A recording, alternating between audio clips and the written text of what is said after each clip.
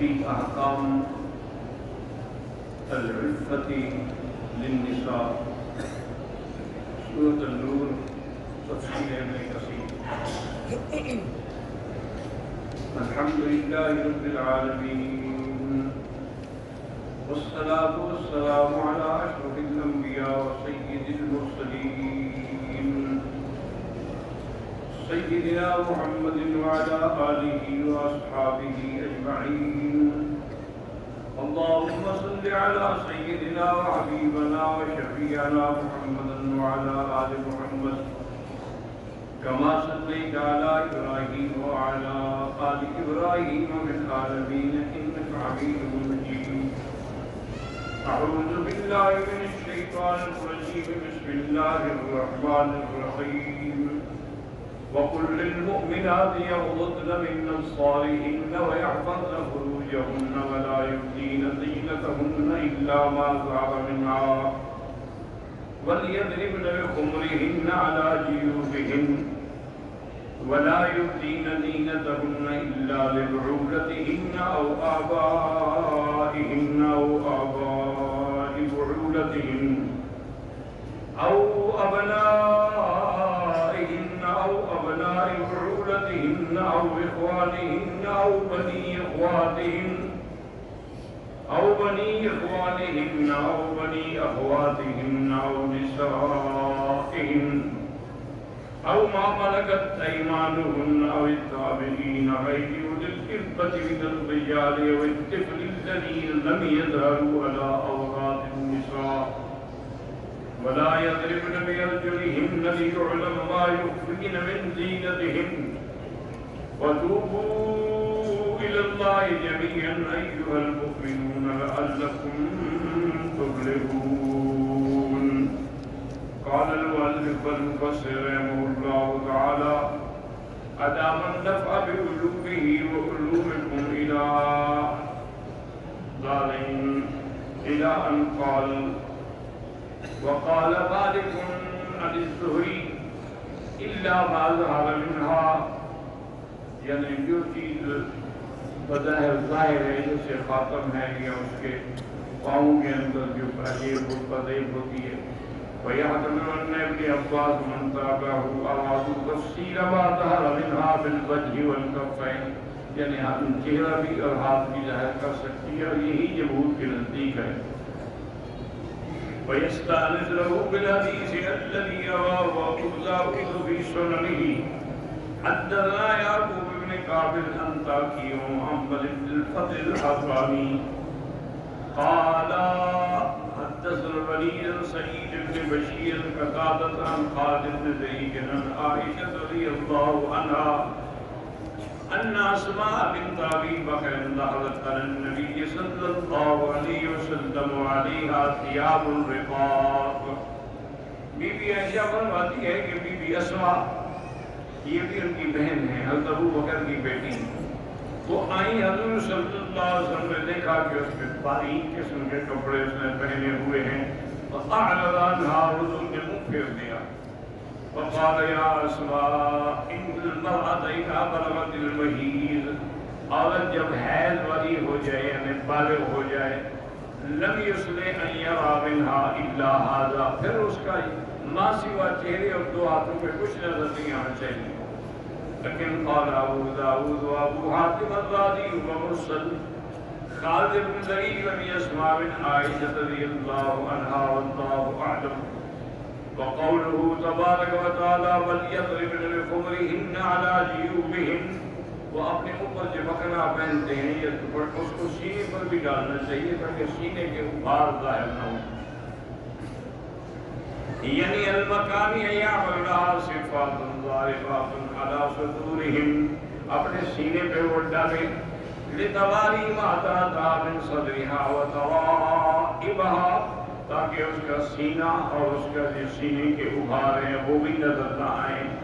لیخالفن شعار نساء اہل الجاہلیہ، تاکہ جاہلیت کے زمانے کی عورتوں کی مخالفت کریں. فَإِنَّهُنَّ لَمْ يَكُنْ يَفْعَلْنَ ذَلِكَ،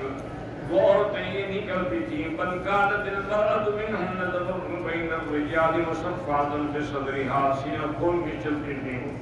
وربما أظهرت عنقها کبھی اپنی گردن بھی ظاہر رکھتی وذوائب شعرها اور بھی اپنی ان کی اپنے بال ہیں ان کو بھی ظاہر رکھتی وأقرض آذانها اور کانوں میں جو بالیاں ہیں اس کو بھی وہ ظاہر رکھتی تھی فأمر الله المؤمنات أن يستترن في هيئاتهن وأعمالهن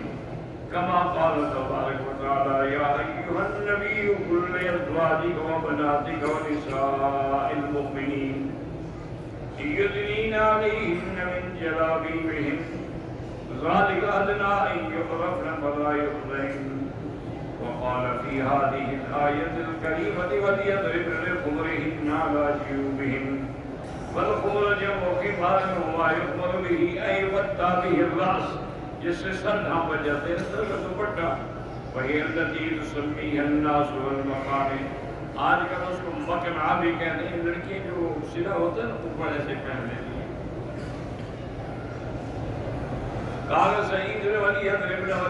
بخمرهن على جيوبهن یعنی على النهر والصدر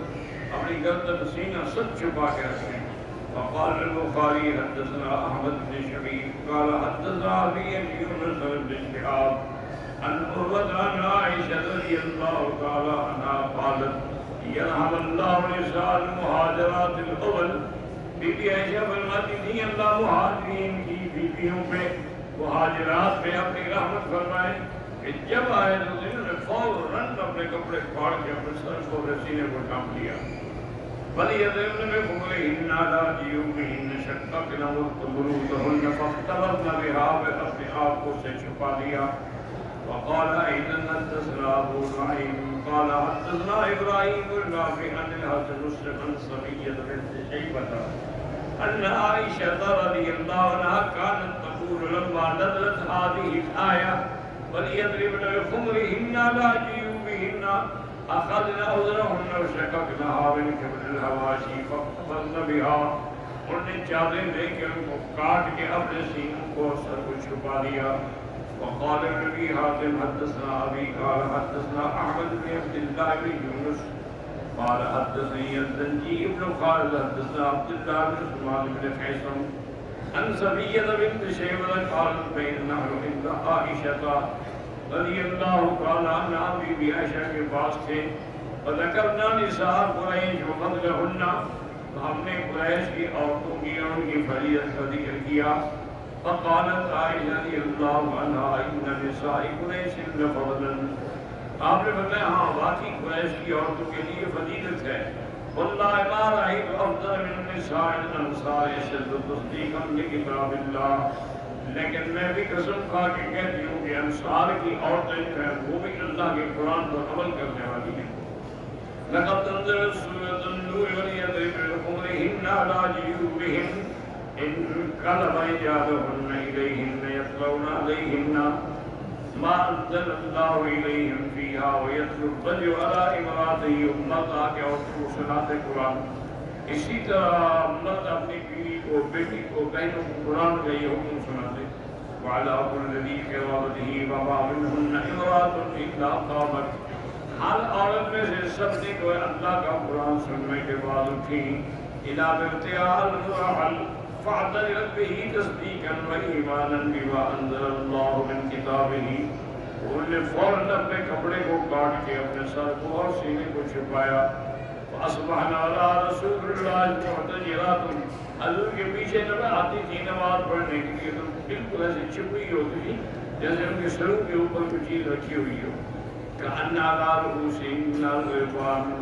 رواه أبو داود بغير وجه عن صفية بنت شيبة به فقال الرجل حدثنا يونس قال أخبرنا ابن وهب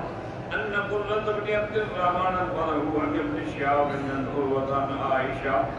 رضي الله تعالى عنها قالت يرحم الله النساء المهاجرات الأول لما أنزل الله وليضربن بخمرهن على جيوبهن شققن عن عورتهن فوراً نے اپنی چادریں پھاڑی اور اس نے اپنے سینے اور سر کو ڈھانپ لیا رواه أبو داود من حديث ابن وهب به وقوله تعالى ولا يبدين زينتهن الا لبعولتهن، اپنی زینت ظاہر نہ کرے مگر اپنے خاوند پر، او آبائہن یا باپ پر، او آباء بعولتہن یا خاوند کے باپ، او ابنائہن یا بیٹے، او ابناء بعولتہن یا خاوند کی اولاد، او اخوانہن یا بھائی، او بنی اخوانہن بھائیوں کی اولاد، او آباء بعولتہن یا خاوند کے ماں باپ، الطافر منہا وقال لم یذکر الام والخال، کہ یہاں ام اور خال کا ذکر نہیں آیا، لأنہما یناتان من ابنائہما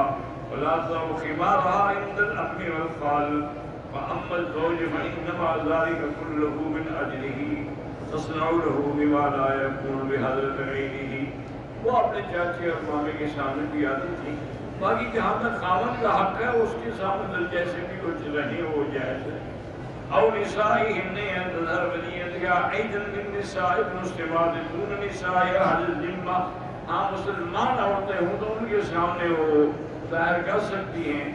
لیکن کوئی کافر عورت ہو یا اس کے سامنے نہیں، کیونکہ وہ جا کے لوگوں کو کسے بتاتی ہیں۔ لئلا تظلمن رجالہم وذلك إن كان معذورا في جميع النساء إلا أنه في نساء أهل الذمة شد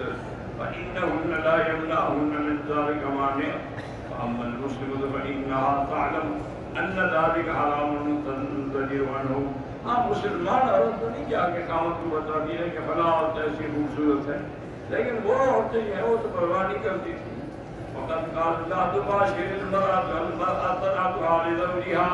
کوئی عورت کسی دوسری عورت کے بارے میں اپنے خاوند کے سامنے ایسی صفتیں بیان نہ کرے گویا کہ وہ دیکھ رہا ہے، یعنی کہ گھر میں آ کے عورتیں بیویاں بھی اپنے خاوند فلاں عورت ایسی خوبصورت ہے ایسی ایسی، تو گویا کہ وہ ایسی صفت بیان کرتی ہے گویا کہ وہ دیکھ رہا ہے۔ اخرجہ فی الصحیحین عن ابن مسعود وروى سعید بن منصور فی سننہ حدثنا اسماعیل بن عیاش هشام بن الغازی عن عباس بن سعید عن ابیہ عن ناصر بن قیس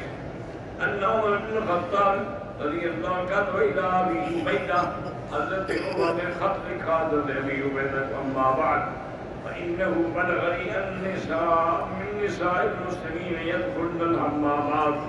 مع نساء اہل الشرک، تو وہاں اس زمانے میں رواج سے حمام ہوتے تھے، یہ حمام نہیں وہ حمام کہلاتے تھے کہ کمرے بڑے ہوتے تھے کپڑے کی طرح، ان کے اندر چھوٹے چھوٹے کمرے اور ان کے اندر پائپ پانی کے گرم چلتے رہتے تاکہ بھاپ پیدا ہو، تو وہاں عورتیں بھی اور مرد بھی آ کے غسل کرتے تھے اور کپڑے شپڑوں کا کوئی خیال نہیں کرتے۔ وَإِنَّ مِنْكَ فَلَا يَحِلُّ لِامْرَأَةٍ تُؤْمِنُ بِاللَّهِ وَالْيَوْمِ أَنْ يَنْظُرَ إِلَىٰ أَوْلِيَائِهَا إِلَّا أَهْلَ مِلَّتِهَا، خبردار کوئی عورت جو اللہ کو ماننے والی ایسے مامات میں نہ جائے نہ اس کے بدن کو کوئی دیکھے۔ وقال مجاہد أَوْ نِسَائِهِنَّ قَالَ نِسَاؤُهُنَّ الْمُسْلِمَاتُ لَيْسَ الْمُشْرِكَاتُ مِن نِسَائِهِنَّ وَلَيْسَ لِلْمَرْأَةِ الْمُسْلِمَةِ أَن تَنْكَشِفَ بَيْنَ يَدَيْ مُشْرِكٍ،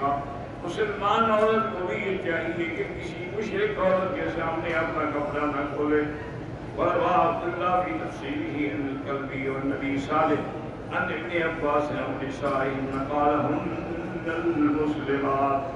لا تبدي اليهودية ولا نصرانية، کسی یہودی نصرانی کے سامنے سینہ یا اپنا سر اپنے بال بالہ بالا ہی الا محرم، جو صرف محرم کے دیکھنے کی اجازت ہے ان کے سامنے نہ کھولے کبھی بھی۔ وروى سعيد بن جبير حدثنا جرير قال عن ليث بن مجاهد قال لا المسلمة خمارها عند مشركة، لأن الله تعالى يقول أو نسائهم فليس من نسائهم، وأن مقول وبعض النسيين أنهما كرها أن تقبل النصرانية والمجوسية اليهودية والمجوسية المسلمة، فأما بعض ما يروي حاتم حدثنا علي بن حسين حدثنا ابو عمير قال حدثنا زمرة قال قال ابن عطاء بن ابيه قال لما قدم اصحاب رسول الله بيت المقدس كان قبائل نسائهن اليهوديات والنصرانيات، وهذا ان صح محمول على حال الضرورة او ان ذلك من باب الامتحان، ثم ان فإنه ليس فيه كشف عورة ولا بد کہ وہاں جو ہے خدمت کرنے والی عورتوں کی یا دایا کی وہ یہودی ہوتی، لیکن وہ ضرورت کے تابع اس عورت سے بھی علاج کرایا جا سکتا ہے، واللہ